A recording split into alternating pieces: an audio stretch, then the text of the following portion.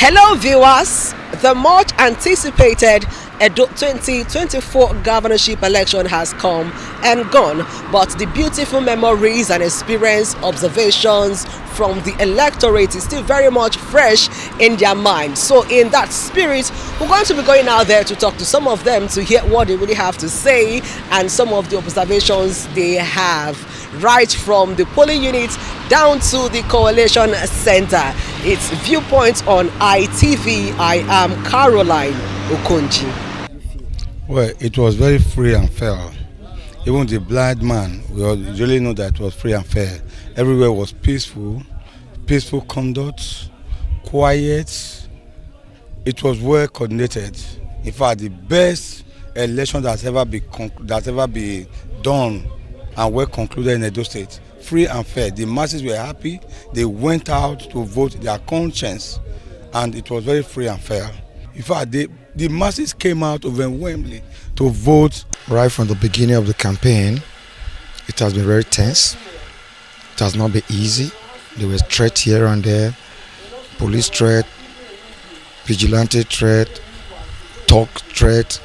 But we thank God, we only lost one soul. So far, we know, which was the police officer, Inspector Onu. After then, I think a lot of people felt differently about the campaign, because when we were initially coming out, it was a kind of a rejection because of the federal character, the federal situation, the hiking price of the fuel that led to a lot of suffering. Definitely, a lot of people rejected us. I won't lie about that. But in the process of the campaign, you see the people getting to understand that no, this is not about the federal. This is about rescuing Edo State. When you go to the market, you go to the Muslim quarters, you go to the Yoruba quarters, you saw different feeling bringing up. Though most of the intellectuals call themselves the elites, they were still having this belief that we need somebody that is very high classic in his eloquent and orator. But I believe the Benin people were not looking for an orator. They were looking for who can rescue us, who can take us from this problem we have. That was something that was very fundamental in this election. So in the process of the election, I was in the monitoring unit. We moved from unit to see what is happening. We asked questions. You saw that genuinely people wanted change. So in whichever way, even though there are some spots where there were some crisis here and there, some people material were stolen here and there, hijacked by some men in black, but it did not stop the process. I would still say the process was free, fair, and very, very peaceful in most, because where the anger would have come up, where the problem would have brought up is the coalition centers, because we saw talks everywhere. So the minority who were not with the government were driven out of the coalition centers. But unfortunately, I was down to the end to see that nothing was changed in the result sheet. So what happened is like a change of wind. And I pray Mondo Kwebolo, known as Mr. Project in Esaland, Dennis Idausa, known as Mr. Project in Ovia, to comprehend that purpose they have been elected now, to do the right thing. Show Edo people we can move Edo forward. We can take poverty out of Edo State and make Edo State great again. That is my advice for them. This election has once again proven that as Nigerians we are not ready, and also as politicians we are also not ready, because democracy in Nigeria has become something taken for granted, whereas democracy is supposed to be something that we all should take very seriously, so that we can all get the dividends of democracy that we all have been yearning for. It is so unfortunate that the whole process started well, and for me, I believe that the Edolites have actually, decided, to cast their vote for, a party and someone who will really take, the state forward. As we are well aware, we've had democracy for 25 years, and we've had different set of persons.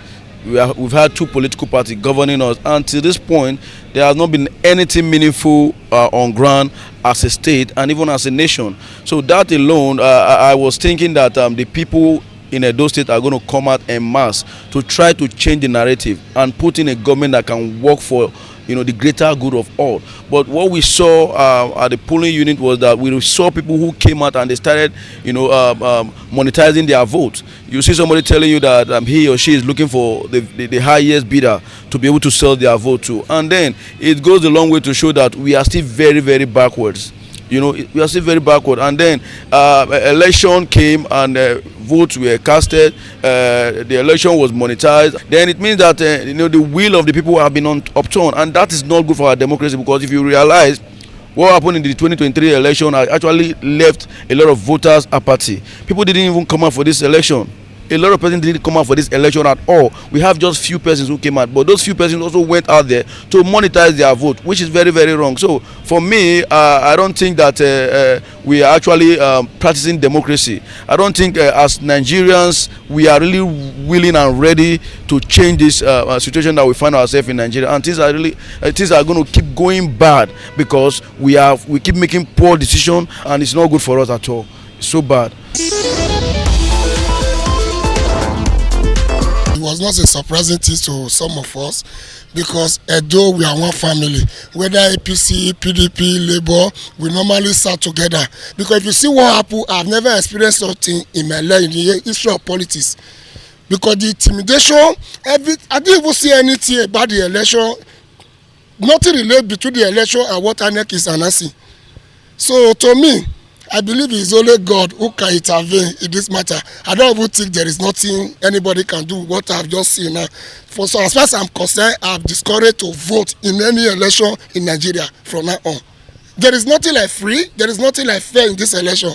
To me, frankly speaking, what you sow is what you reap.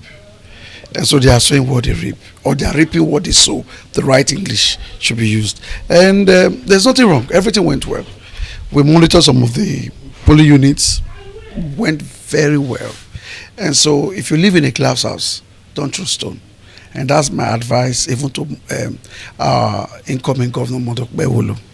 If you live in a glass house, don't throw stone. One day you shall give an account. 8 years, 4 years, not be forever.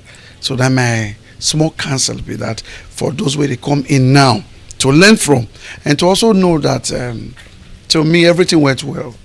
The right candidate won. If we look at what is going on in Edo State, no bypass all through Benin City, Edo State, no road. As they do the road, they spoil follow them. So it's high time, let's make a change, all round change from federal. We're starting from state now. It will get to federal as well. So nothing be free and fair for Nigeria. Even the food who they chop self, where your wife even give you, it not dey free and fair. Because sometimes when she they cook, she they test them for kitchen before you reach table. So not today, free and fair. Elections have been conducted, and it's now time to extract those elections. I think it's time as a people that we tell ourselves the truth. Because if we don't tell ourselves the truth, we're going to cry after every elections. We will go to tribunals, waste our money, and still come back to where we are. Nothing has happened. Nothing has changed. The last 25 years of democracy, we have had 25 years of unbroken democratic process in this country, and nothing has changed. We've actually gotten worse. I think what we should be thinking of right now is X-ray, an audit of the entire electoral system, the democratic system. We audit that system, find out what has gone wrong over the years and what has gone right over the years. Then we cannot determine the reforms that we need, and they must be sincere reforms. The problem we are going to have is this: those who we are talking now, people are already planning 2027 elections, and they are going to rely fully on the precedents that were laid and set down by the courts, because it is the courts that eventually determine everything at the end of the day. Initially, you start with INEC, but it ends at the table of the courts.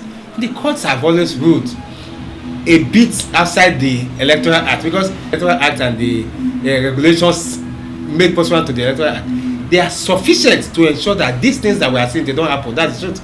I can tell you that in the regulations pursuant to the Electoral Act, there's a provision therein that where there is overvoting, as in where the number of persons accredited by beavers is less than the number of persons that eventually vote, the returning officer in that polling unit have the powers under that regulation to cancel that election there and then and write a report to the collation office that he cancelled the results in that election because at the end of the day when they counted, what they had was more than what the beavers had. He has the power, but they don't do it. In actual fact, they don't do it anywhere because the Supreme Court or the courts have said that those regulations which gave that powers to the beavers, those regulations are mere regulations. They do not carry the force of law per se. And if they don't carry the force of law, then which power would the returning officer have to cancel an election at a polling unit? Same goes for the collation unit and the ward collation unit. If it is found to be overvoting, the same thing, they still have the right to cancel that level. But all this did not happen. They have not been happening because the courts have whittled down the powers of the Electoral Act, the powers of the regulations made pursuant to the Electoral Act. If we sincerely allow the Electoral Act to work, the regulations made pursuant to the Electoral Act, give them the powers to work, we'll stop this hue and cry will be a thing of the past. The electoral tribunals will be a thing of the past. This one that every time we have election, we must have tribunals set up, and people must go to these tribunals. It's something that should have stopped by now, but it's not stopping because we're going to whittle down the Electoral Act and we whittle down the provisions of the regulations pursuant to those Electoral Acts. It's sad that some persons are crying just now, but those who are even crying, they've also benefited in some time past, and even now in these elections, they also did some things that we didn't follow the rules as set out by the Electoral Act and the guidelines. They were also relying on the courts whittling down to get away with it. Unfortunately, it didn't go in their favor. They are crying. They decide that eventually won based on looking at the decisions of the courts in the general elections. That's what they used to win. And if nothing is done, I can assure you, 2027 election will not be any different. As far as I'm not expecting anything different in 2027. If we are going to have any change at all, it's going to be 2031 where a new president will be coming in, because no president and his senator friends would allow you to come and bring amendments that might risk his chances of getting a second term. The only president that did it, he suffered the consequence. President Goodluck Jonathan, he tried it and it didn't favour him. So no president will want to do anything at all that may even have the resemblance of putting him at risk of losing his re-election. But at the time of exiting, which is 2031, for this president, his final term will expire in 2031 if he eventually wins re-election. At that point, he may want to do it, just like President Buhari did. President Buhari had the opportunity in 2019 to amend the act. He did not. He refused. But when he was leaving in 2023, he amended the act in 2022 and brought in all these powerful regulations that were supposed to help. And if the court had not whittled down those regulations, I assure you, majority of the things we saw and we are crying about over this last election, they would not have happened at all, because there is provision for virtually everything. The just concluded election, in my own opinion and my observation, I would say it was relatively peaceful. It was a peaceful election, and I could say that it's one of the most peaceful elections the Nigeria government have ever had in recent time.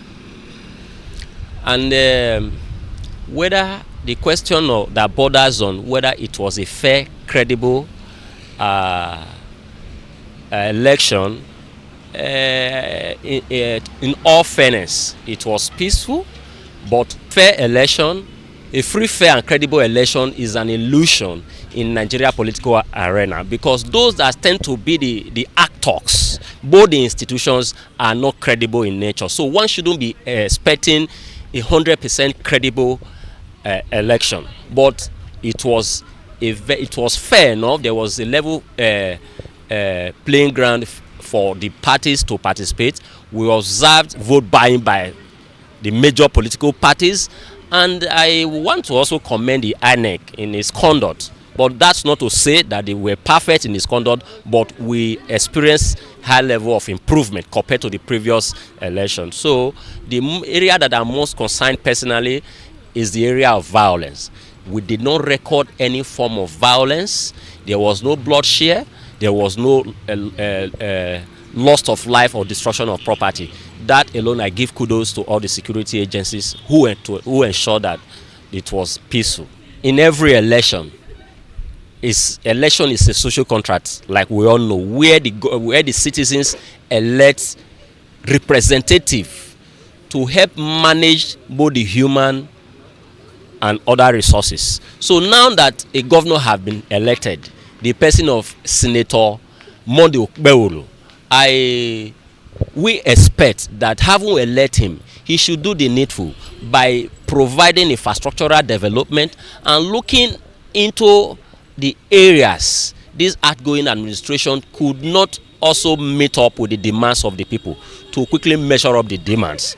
We are expecting a lot from him, and he should ensure that they do the needful, that in his administration we will expect change and we will expect a very positive one, which the people will be happy that they voted him to power.